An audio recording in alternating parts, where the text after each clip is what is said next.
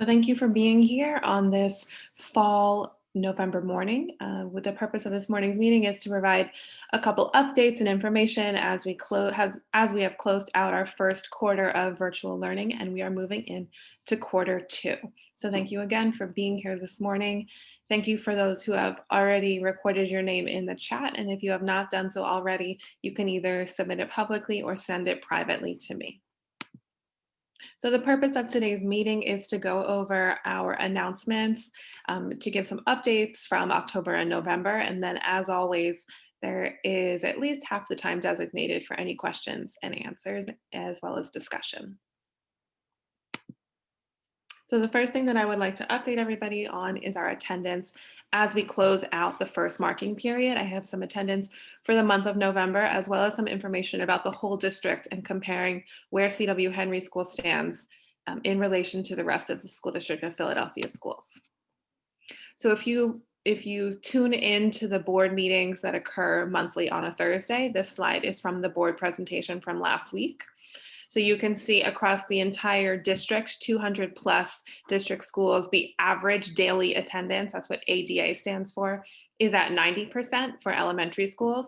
And you will see that our attendance is a little bit higher at CW Henry. I'm going to show you in an upcoming slide. But then this third line right here, there's a district-wide anchor goal, and we have a school-based goal around the percentage of students who attend 95% or more of enrolled days of school. So across the school district, there are 64% of students attending, and at CW Henry School, I'm going to share with you what our number is. And then finally, in an upcoming slide, I'm going to talk about not the percentage of students who took our Ames Web and STAR testing, which are the baseline assessments we gave in the fall, which we normally do quarterly or 3 times a year. Last year, when we pivoted to remote learning, we did not give these assessments in the spring. So students were assessed this year for the first time in a significant amount of time.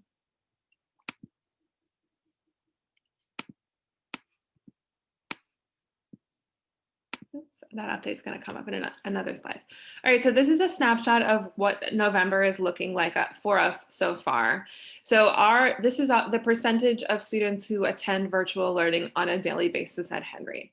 So the school district of Philadelphia's goal is 95% or more. At CW Henry School, we strive for 96% or higher daily attendance, which we made almost every single day with the exception of yesterday and last Friday. And we have some incredibly bright spots, very high attendance with 99% on November the 16th and 98% on November 18th. So if you have any questions about attendance, you can absolutely drop it in the chat or ask it at the end of this meeting.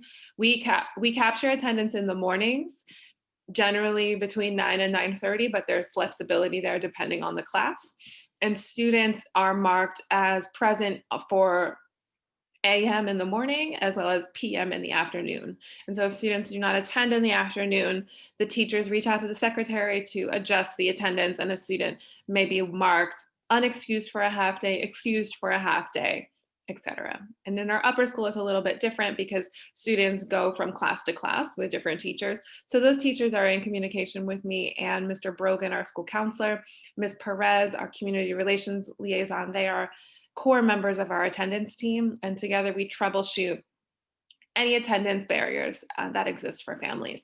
But overall, this is phenomenal virtual attendance. We are very proud of it. That's not to say that we haven't run into barriers along the way. We absolutely, unfortunately, have some families who do struggle to log on for a number of different reasons, all related to the pandemic.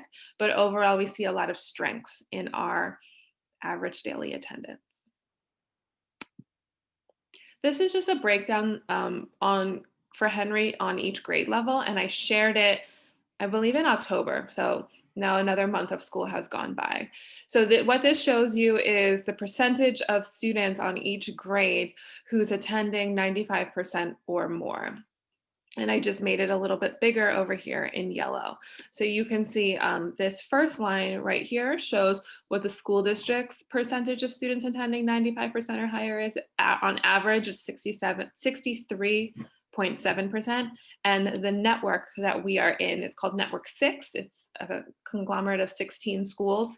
On every single grade level, our school is performing, has higher attendance per grade, which is awesome. So you can see that our 7th and 8th graders are the ones with the least 95% or better attendance, but their attendance is still fairly high.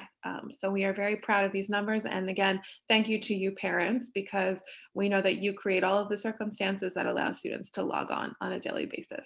So we appreciate you, and we hope to keep up these high numbers as we move into the 2021 school year. So the next update I just want to give is around some of the baseline assessments that we gave in the fall, in October, early November. They focus primarily on the lower grades, but if you are an upper school parent and you have questions about the assessments for 6th, 7th, and 8th graders, I'll be more than happy to pull those up at the end for question and discussion. So we give an assessment that's called reading. There are 4 or 5 different subtests for the reading test, and this shows you how students performed across our school on average for all of these tests. So all students in kindergarten to 5th grade take Ames-Webb assessments, and then 6th, 7th, and 8th grade students with IEPs also take assessments. And if you look at this bar graph, the dot represents how students performed in the 1920 school year up until March 2020 when we went virtual. So they took the assessment in the fall and the winter. And then the bar represents where students are now after just taking it in the fall. So I blew these numbers up into this table on the left, and you can see that the overall percentage of students in reading who are at or above grade level has increased by almost 6 percentage points, which of course with my leadership team and with our grade team teachers, we do a much more intricate breakdown of what's happening. We look at Common Core standards and skills and figure out where the gaps for learning are, but this is just a high level overview. But then you'll also see at the bottom for the students who are scoring in the intensive level, which is this bar all the way over on the left, we do see almost a 3 percentage point increase. So we kind of see the numbers going like this, because you can see that in the strategic and the watch, the numbers from last year dropped and the numbers on the left and the right side increased. So when we look at math, you see somewhat of a different trend happening. You do also see that the percentage of students scoring at or above where they scored last year has increased in this dark blue column. And in this one for math, you do see that the percentage of students who scored in the intensive band has dropped by about 5 percentage points, which is phenomenal. But we do see that there's an increase of students in the strategic band and a drop of students in the watch. So again, there are a lot of reasons for, we get into a much more detailed analysis of this data when I work with teachers and other staff members. But as parents, I think this is a high level overview, also knowing that it's report card conferences time. So on Friday, when I meet with the staff every Friday afternoon and your students are participating in Fun Fridays, we talked a lot about sharing this information and data with families. Every student at Henry has an individualized report of their fall assessments. So if they're in K-5, that's an Ames-Webb report. If they're in 6th, 7th, or 8th grade, they took an assessment called STAR, where there's also a student level report. And that's absolutely something that I recommend that families understand and see, because it's just it's not used for grading on the report card, but it is used to influence all of the instruction that your child receives in the classroom. So of course, in the virtual environment, we've encountered some difficulties. We can't just print these reports off and share them with you. It's a little bit more tricky. They have to be downloaded and sharing privileges changed, but please do, if you're interested or not sure quite where your student falls, please ask, because we have these available for all students. And if I also have I can send them out to everybody. So if you are not getting a response from your teacher soon enough, reach out to me. I'm happy enough to download and send these reports to families. Okay, so now I'm just going to move on to a couple general announcements. I'm happy to go back to any of those slides if there are individual questions. This is a little bit out of order, but just a reminder that sorry, I didn't update this from last time. We do have regular spirit wear pickup happening on Monday, Wednesdays, and Fridays. Of course, this week it's just Monday and Wednesday because this Friday we're closed for the Thanksgiving holiday. It is always between 12 and 3. You do not need to set up an appointment, but you can message me on Remind or send me an email if this time window doesn't work for you and you need to schedule an alternate time. Right now at school, we have a couple kindergarten phonics packets left for families who may have not scooped them up yet. We do have first grade phonics folders.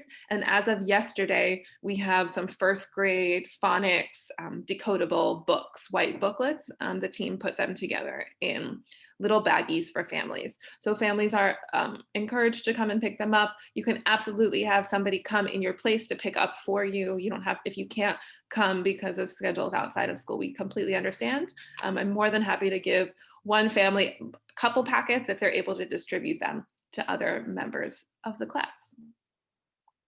We also have a lot of families did come up and pick up spirit wear between last Friday and yesterday, but if you do have a spirit wear order at Henry, I am not in the building today, but I will be in the building tomorrow, and you can come pick it up between 12 and 3. So just another reminder, excuse me, report card conferences are going on. We had over 100 families log on yesterday to meet with our teachers, which was phenomenal. And tonight we have our evening conferences from 5 to 7. So if you have not signed up for a report card conference with your child's teacher or teachers, you can still do so. Reach out to them. Report card conferences are first come, first serve. So it is strongly encouraged to schedule a time to meet with the teachers, but you can also log on with their link. You'll stay in the waiting room until they're available, and then they will meet with you. I sent out links yesterday for all of the specialist teachers in a parent letter, which when I stop sharing my screen, I'll gladly reshare those links for anyone on this meeting if you have questions about or would like to meet with any of our specialist teachers. And if you don't receive my Remind messages, this is a flyer that I emailed out last week and put up on social media.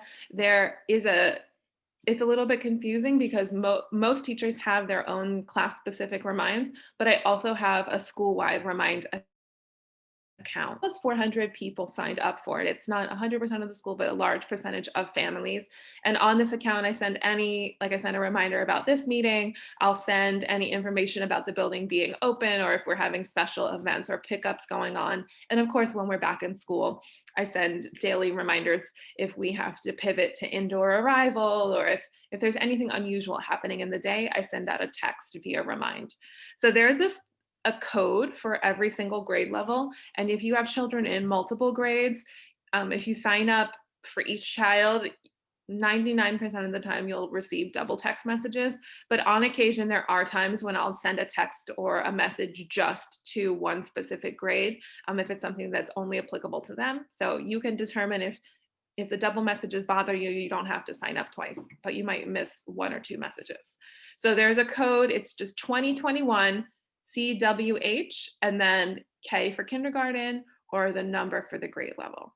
So you can use this link to sign up automatically, or you can sign up by text. You just have to use the @ sign and then use that code and you text it to this number 81010, or they have an alternate number. So if you're not signed up for the Remind messages or you know there are other parents in your child's classroom who are not signed up, I ask you to please spread the word because it's a really easy way for us to communicate across the school. And then this is the last slide that I have before we can pivot to any question and answer. I've been sharing this every 2 weeks, and this is an updated version of the hybrid learning implementation pathway. So of course, now that the district has pivoted to 100% virtual until further notice, a lot of these milestones have been changed to be determined, right? But the one update that I do have that popped up on an earlier slide was around this one around installing hybrid learning technology in our kindergarten to second grade classrooms. We're still moving forward with that, even though there is not a tentative reopening date for hybrid. I'm happy to say that all of the hybrid learning technology was delivered to the school building. It was there when I went to work yesterday. Yesterday on Monday. So that's going to be installed, which is great. because there was a backlog on that. And whenever staff do come back into the building, we'll be even closer to being prepared, which is great. And then the only other thing to say is that any additional updates about hybrid reopening have not been shared in the past couple weeks. So the last time we had a meeting, some parents were asking me, do I know a date when the district will tentatively reevaluate whether the school district is ready to reopen? At this time, they have not shared a date. Personally, I'm predicting sometime in January following the winter break, but that's just my personal prediction, not based on anything shared by the school district. So if anyone has any questions about any of these milestones or any information I've shared in the past about reopening, I'm happy to answer those during our question and answer. So if you have not typed your name into the chat already to record attendance, I ask that you please do so at this time. I'm going to stop sharing my screen, and then if anyone has a question, now's the time to ask, either in the chat or you can come off of mute.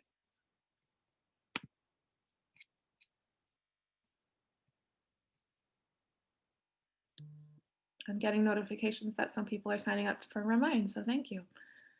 Are there any questions at this time? I don't see any in the chat. Ms. Davis, could you share, like via Remind or an email, the students that you announced yesterday that were elected Student of the Month by their teachers? I overheard that for a brief minute during my daughter's class, which I usually can't overhear because my younger son, so I just thought that would be helpful to share with parents. Of course, no problem. Yeah, I have them on YouTube. I don't have it public because it has people's last names, but I'm more than happy to send it out to parents. There's a short video for September and October.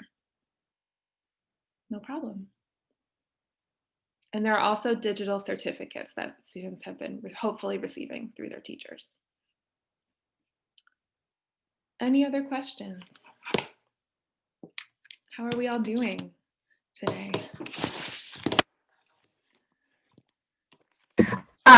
Ms.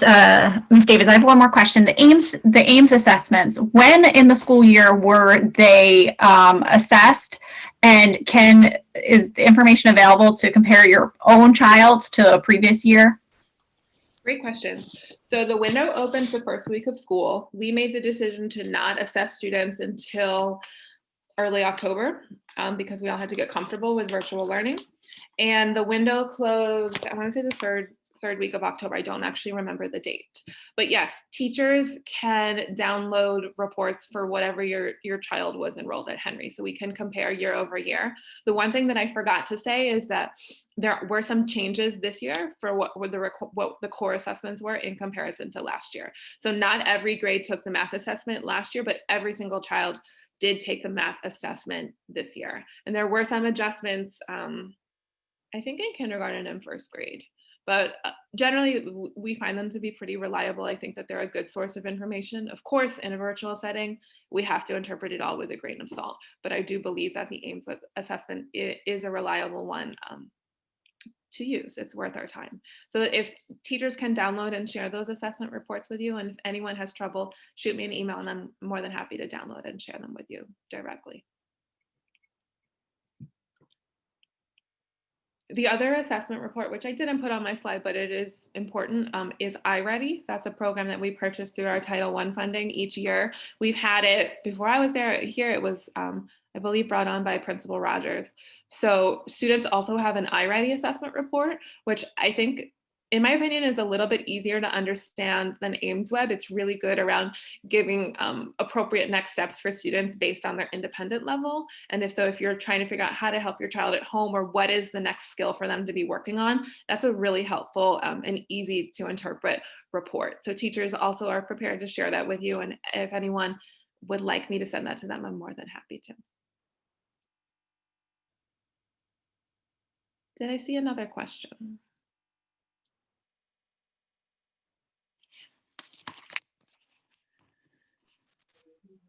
Ms. Davis, I have a question. It's Orion. Hey, Orion.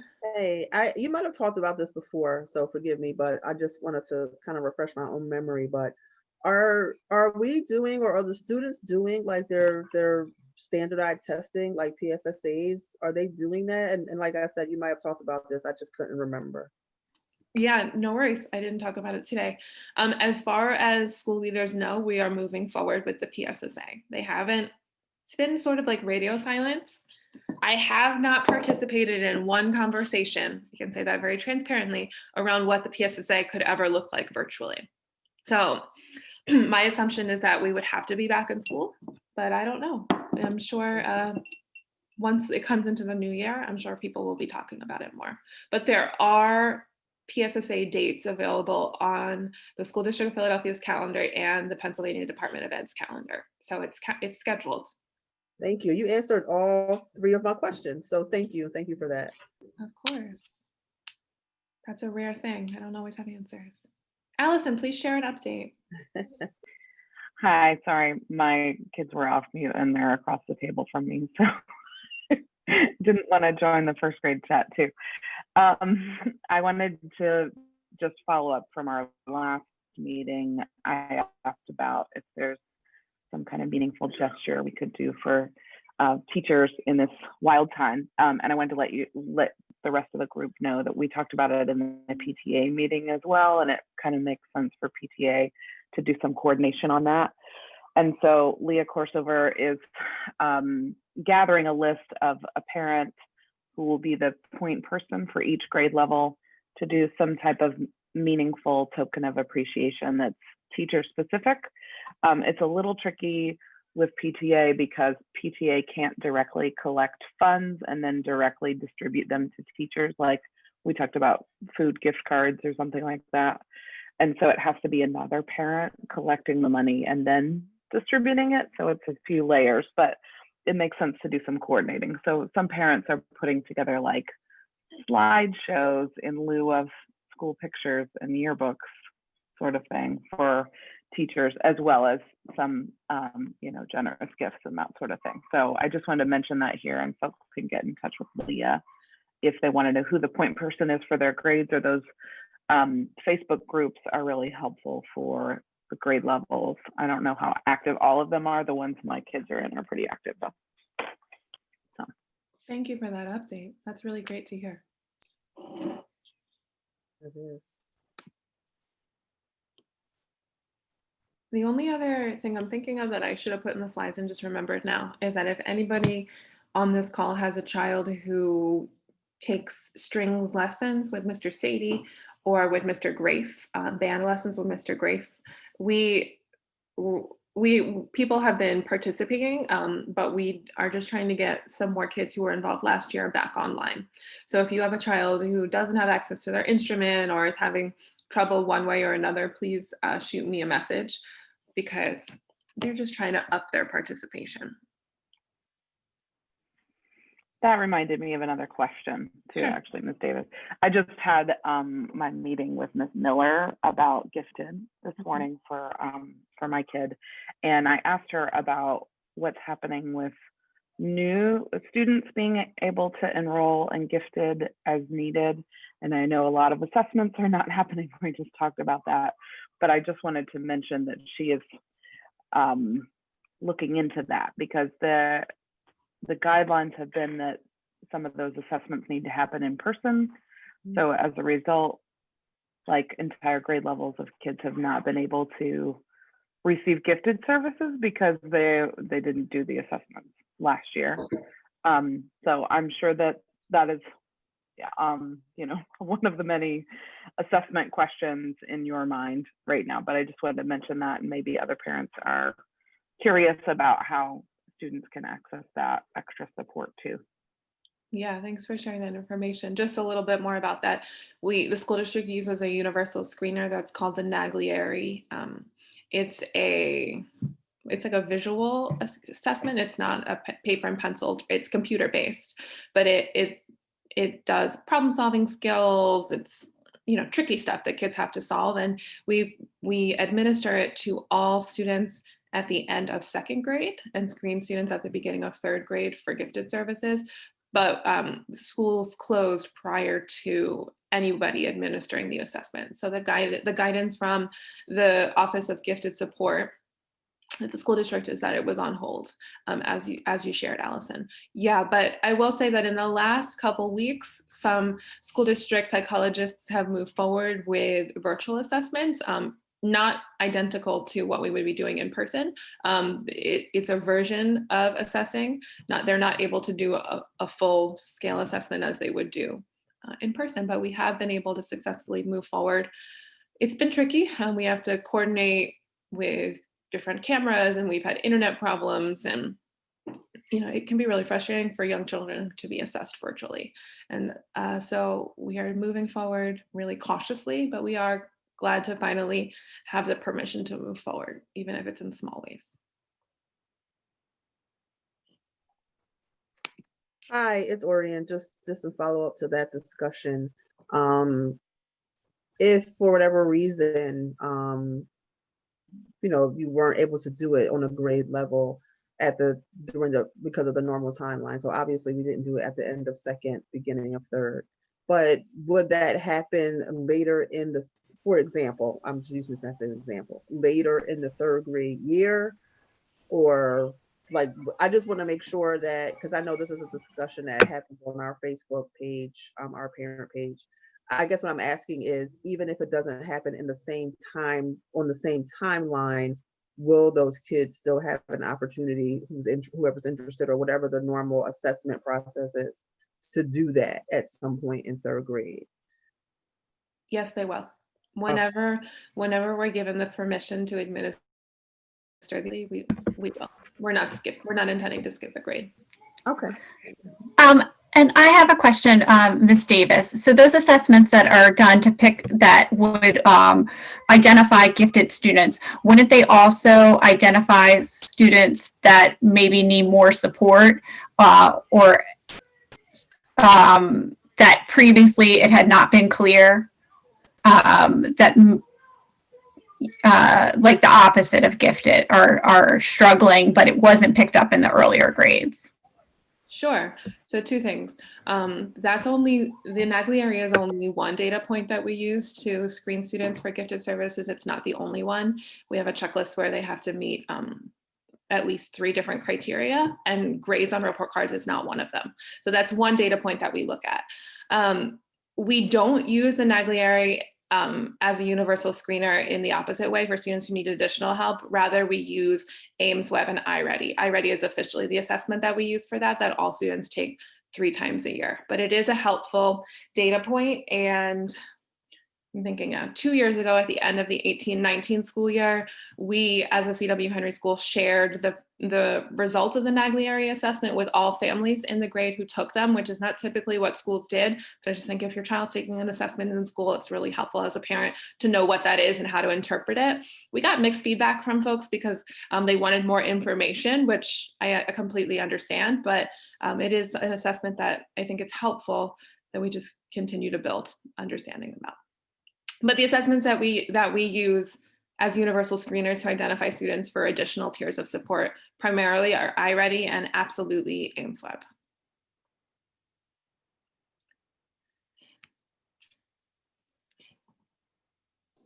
Ms. Davis, going back to the strings and musical comment about trying to get more kids, back engaged, I'm wondering if there's been any brainstorming about kind of rethinking about exactly what that looks like in this virtual environment. And I'm seeing that from a middle schooler who has been very involved and actually really enjoys music, and is currently playing 2 instruments at home, but he's really frustrated with and he's doing online classes at home, I guess, with people. But with the school environment, because it's this drop-in based approach, he ends up showing up with kids that are 4 and 5 years younger than him. And as somebody I am not a musician, I have no idea how it really best works in best practice, but I know from his perspective, he goes, I'm 5 years older, I'm playing with 1st and 2nd graders. I feel like I've been doing the same music for 5 years. I did this, I've moved on, and now I have to do it again, Mom. And on one hand, I can say, yes, it's really great to practice your basics. At least that's what I know in other art forms. On the other hand, I get that middle schoolers don't always want to be in the same classroom as 1st graders. And I know there's like Friday afternoons that there's a lot of flexibility, but I also recognize that our teachers are at multiple schools. So I know that it's not a straight shot, easy answer, but I'm just wondering if like some brainstorming has gone into like maybe pairing kids up with somebody that's in their grade level or at their ability level, and like, saying, okay, we'll meet once every 2 or 3 weeks for like a 2-on-1 session, even though it's not going to be weekly. I think those sessions could be really, really valuable rather than getting a whole group of kids. I don't know. These were just some brainstorm things we were talking about. Yeah, no, I think that's really helpful feedback. Is he working with Mr. Sadie or also Mr. Grafe? He has been working with both, although I had to just pull him from Mr. Grafe because he was so frustrated. He's new to drums, and it was like, he just felt like it was so much asynchronous that he just didn't know how to even start. And then like, he was not motivated at all to do the asynchronous portions of the classes. Definitely. Well, I know that Mr. Sadie, they have different schedules. Like you said, they work at 2 or 3 schools. They're not assigned to our school, unfortunately, on Fridays. I wish that they were. But I do think that there is room for improvement, and I like some of the ideas that you suggested. Mr. Sadie joined us for one of these parent meetings like in September, so I can invite them back. I think that would be really helpful. And even the other thing, and this would totally depend on the teacher, and I don't even know if legally what rules apply, but like, I almost wonder if like they were doing it in hours, depending on people's ability, that were like beyond school hours might actually be more productive if it made sense for both. I mean, I know that's a whole nother layer of complication, but kids aren't wanting to miss their 30, 45-minute blocks, and it feels really hard in this virtual environment. And it's just another idea. totally. I don't know if they can do that, but I do think there can be improvement of looking at when kids are asynchronous with their other teachers and at least having it at that time. They're not missing the beginning of the lessons with teachers. I'll work on that. An Thanks for issue doing with that. Mr. Sadie as well. The 5th graders their time is right when strings is happening. And so the special teachers don't want them to go to strings and told them they couldn't. And so they didn't go for like a month. Yeah, and it's the same thing. It's a range of skill levels. Some kids are starting new this year, and this is really 6th year playing strings. So she's been doing it a while. So it is tricky. It's a lot to work out. We'll see what we can work on. There's always room for improvement. Any other questions at this time? I guess while we're on the topic of strings, this is Kristen Roth. Hi. I know before it was an issue of not having enough instruments for the children. And so has there been any decision about when new students can join, or what grade that would be? Or is it just that it's at its limit and no one else is joining for now, or what? Yeah, currently we're just continuing with students who were already doing instruments, but I do think knowing that we're at a minimum going to be virtual for longer than what we thought, it's worth revisiting. So I haven't revisited it with our 2 itinerant music teachers, but I can. Okay. Or if there were students who weren't interested in doing it anymore and they had instruments that they turned in or that kind of thing, just kind of curious if there was space in the future. I think I have a couple of violins from students who no longer attend Henry, but it's not a large number. Okay. So I'll have to connect with the teachers to see how they want to manage that. Okay, thank you. Yeah. So the only other thing I want to say is that we will have a family forum tonight. I bumped it up to 4 o'clock just to not interfere with our conferences from 5 to 7. The announcements will be the same, but if you do think of any questions you want to come back and ask, feel free to log on. We'll probably around 4:30, it'll be question and answer. So I'll be here if anyone needs anything. Okay, and we're going to wrap up at this time. So if you have an individual question, you can feel free to log on. Otherwise, thank you for joining us today. I hope you all have a wonderful Thanksgiving if I don't talk to you, and I'll see you all in December. Thank you. You too. Thanks so much. Thank you. Thank you.